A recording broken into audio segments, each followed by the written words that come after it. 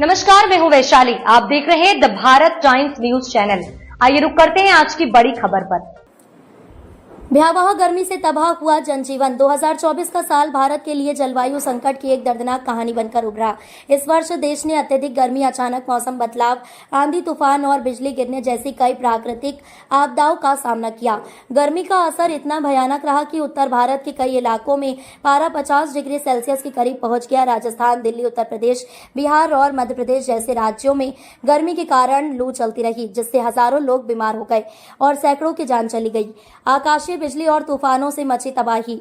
गर्मी के साथ साथ इस साल आकाशीय बिजली गिरने की घटनाओं में भी तेजी देखी गई। अकेले अप्रैल से जून के बीच सैकड़ों लोगों की मौत सिर्फ बिजली गिरने से हुई। बिहार, झारखंड और उड़ीसा जैसे राज्यों में कई जगह खेतों में काम कर रहे किसान और खुले में सो रहे लोग इसकी चपेट में आ गए। इतना ही नहीं, इस साल देश ने बेहद तीव्र तूफानों का भी अनुभव किया, जिसने लाखों घरों को प्रभावित किया।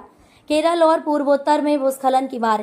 इस साल केरल और पूर्वोत्तर भारत भूस्खलन की गंभीर घटनाओं को साक्षी बने। खासतौर पर केरल के इडुक्की, वायनाड और कन्नूर जिलों में भारी बारिश के बाद पहाड़ दरक गए। दर्जनों लोगों की जान चली गई और कई गांव मलबे में दब गए। आपदा प्रबंधन दलों को कई जगह हेलीकॉप्टर और नाव के जरिए राहत और बचाव कार्य करने पड़े। असम और मेघालय में भी बाढ़ और भूस्खलन ने बड़ी तबाही मचाई।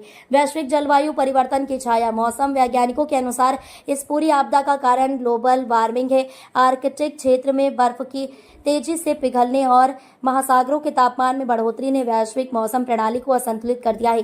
भारत जैसे देश जो पहले से ही गर्म जलवायु में रहते हैं, अब ज्यादा खतरनाक हीटवेव्स और तूफानों का सामना कर रहे हैं। स्वास्थ्य सेवाओं पर पड़ा दबाव। गर्मी की मार का असर सिर्फ पर्यावरण पर नहीं बल्कि देश की स्वास्थ्य व्यवस्था पर भी पड़ा। सरकारी अस्पतालों में हीट स्ट्रोक के मरीजों की संख्या में कई गुना बढ़ोतरी देखी गई। डॉक्टरों का कहना था कि शरीर में पानी की कमी, ब्लड प्रेशर गिरना और थकान जैसी शिकायतें बहुत अधिक हो रही हैं।